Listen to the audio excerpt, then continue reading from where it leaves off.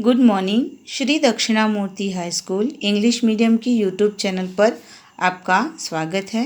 Standard 5th subject Hindi. हमने 5th part पूरा किया लेसन। अब हम नए लेसन की ओर बढ़ते हैं। हमारा नया लेसन है चैप्टर 6 परीलोक की सैर। बराबर। तो यहाँ झूठ न बोलने की प्रेरणा पाठ के उद्देश्य है कल्पनाशीलता एवं रचनात्मकता का बढ़ावा, स्मरण शक्ति बढ़ाना, स्मरण यानी याद शक्ति बढ़ाना और मनोरंजन करना हमारी ये पाठ के उद्देश्य है। पाठ की शुरुआत करेंगे हम। कल रौनक का 8वां जन्मदिन था। कौन सा जन्मदिन था? 8वां। ये आपको याद रखना है।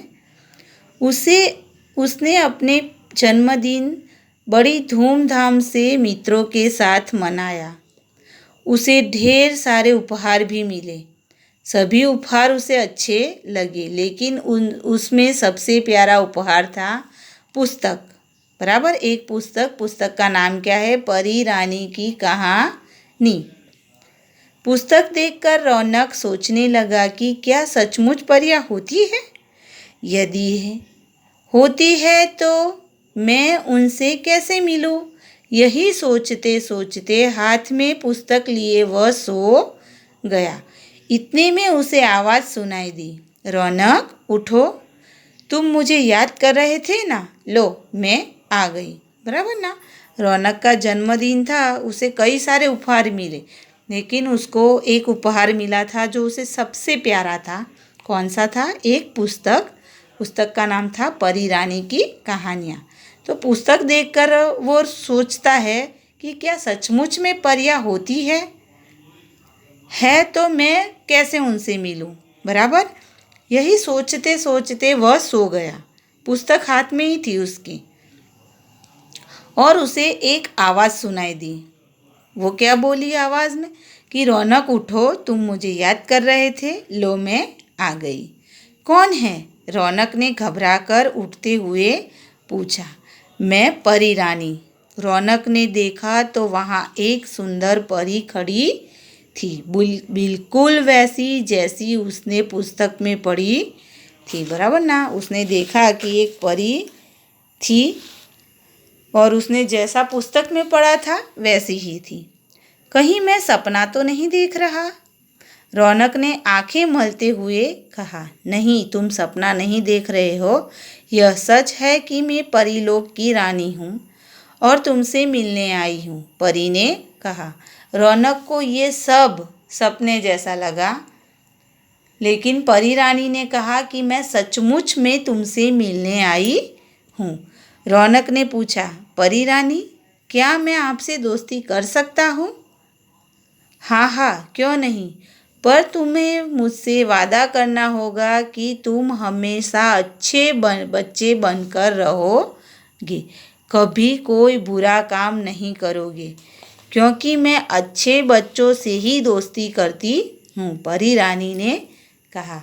रौनक ने दोस्ती करनी चाहिए तो परी रानी ने कुछ शर्तें उसके सामने रखी और एक प्रॉमिस लिया कि तुम सदैव बराबर अच्छे बच्चे बनकर रहोगे, कोई बुरा काम नहीं करोगे, क्योंकि परी रानी सिर्फ अच्छे बच्चों से ही दोस्ती करती है। रौनक बोला, परी रानी, मैं वादा करता हूँ कि मैं अच्छा बच्चा ही बना रहूँगा, कोई गलत काम नहीं करूँगा। यह सुनकर परी खुश हुई। अब तो रोज़ रात को परी रानी आती और रौनक को खूब देर तक कहानियाँ सुनाती। एक दिन रौनक ने पूछा, परी रानी, परीलोक कैसा है? क्या तुम कभी मुझे वहाँ ले कर जाओगी? परी रानी ने कहा, ठीक है, मैं तुम्हें कल परीलोक की सैर पर ले जाऊंगी। यह कहकर परी रानी चली गई। बराबर। अब तो रोज़ परी रानी आती और रौनक को अलग अलग कहानियाँ सुनाती। रौनक ने एक दिन कहा कि मुझे परीलोक देखना है, आप मुझे ले जाओगे? तो परी ने उसे वादा किया कि वो उसे परीलोक ले जाएगी और वह चली गई। परीलोक के बारे में सोच सोच कर रौनक फूला नहीं समा रहा था। तभी माँ ने पूछा, बेटा रौनक, क्या तुमने कविता याद कर ली? रौनक ने कहा, हाँ माँ, मैंने कविता याद कर ली है और दादाजी को सुना भी दी है।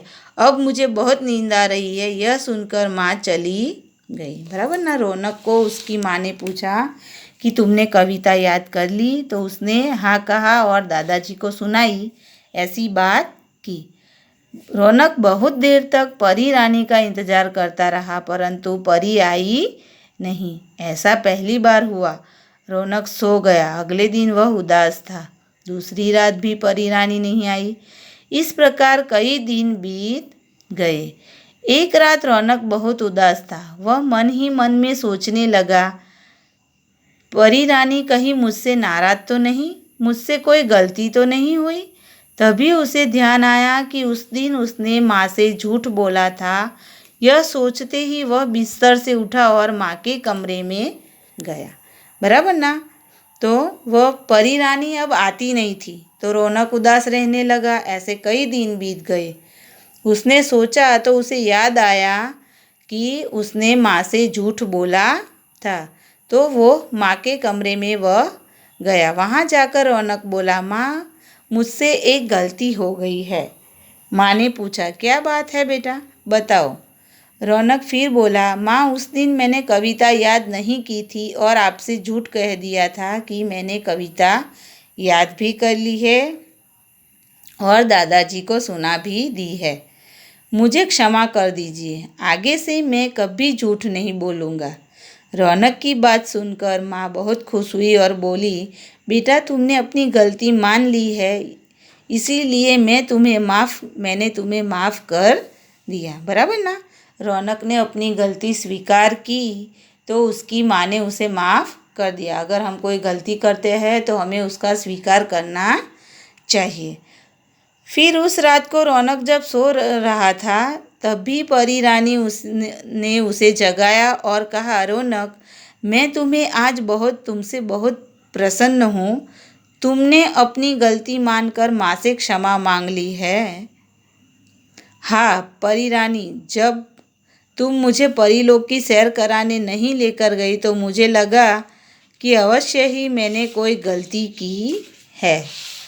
परी ने मुस्कुराकर कहा, रौनक, हम सब गलतियाँ करते हैं। तुमने अपनी गलती मानकर क्षमा भी मांग ली है, लेकिन अब इस गलती को फिर कभी नहीं दोहराना। फिर प्यार से परी रानी रौनक को परीलोक की सैर कराने ले गई। बराबर ना। तो यहाँ पर सच बोलना चाहिए, अपनी गलती है तो उसका स्वीकार करना चाहिए। इस पाठ में हमें यह सीखने को मिलता है। बराबर। यह पाठ हमें सिखाता है कि कभी भी झूठ बोलना चाहिए नहीं। तो आपका होमवर्क है कि आपको ये पाठ पढ़ना है और उसके नए शब्द और श्रुत लेख ये दोनों आपको अपनी नोटबुक में 3 टाइम लिखना है, वो भी अच्छे हैंडराइटिंग में। Okay, thank you.